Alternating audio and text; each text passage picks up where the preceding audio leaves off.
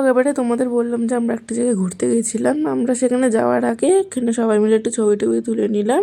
তারপরে আমরা গিয়েছিলাম গঙ্গার ঘাটে। দক্ষিণেশ্বর মন্দিরে যেরকম আছে হুবহু সবটাই সেম এখানে, তোমাদেরকে এর আগেও বলেছি আমি। তো সেখানে গিয়ে দেখি না অনেক লোক, মানে অনেকেই স্নান করেছে আমাদের মধ্যেও, কিন্তু আমরা যেহেতু আগে থেকে কোনো প্ল্যানিং করে যাইনি তো আমরা স্নান করতে পারিনি, এমনি শুধু মাথায় জল ছিটিয়ে চলে এসেছিলাম।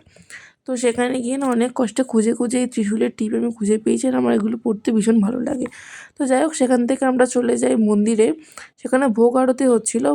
ভেতর থেকে যেহেতু ফোন অ্যালাউ করছিল না, তাই আমি বাইরে থেকে এই গ্রিলের ফাঁক দিয়ে তোমাদের একটু হলেও দেখানোর চেষ্টা করেছি। তোমরা দেখতে পেয়েছো কিনা আমাকে কমেন্টে জানিয়ে যেও।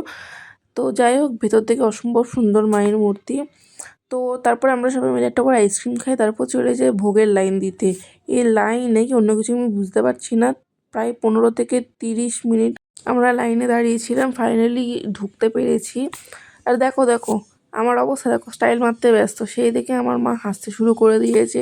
দেখেছো 32 কপাটি বের করে হাসছিলাম খেতে বসে অত বেলা করে। যাই হোক, আচ্ছা তোমরা আমার ভিডিও দেখো, দেখে চলে যাও কেন? একটা সাবস্ক্রাইব করতে কি টাকা খরচ হয়? একটু দয়া করে সাপোর্ট করে যেও। নেক্সট ভিডিওতে দেখা হচ্ছে, টাটা।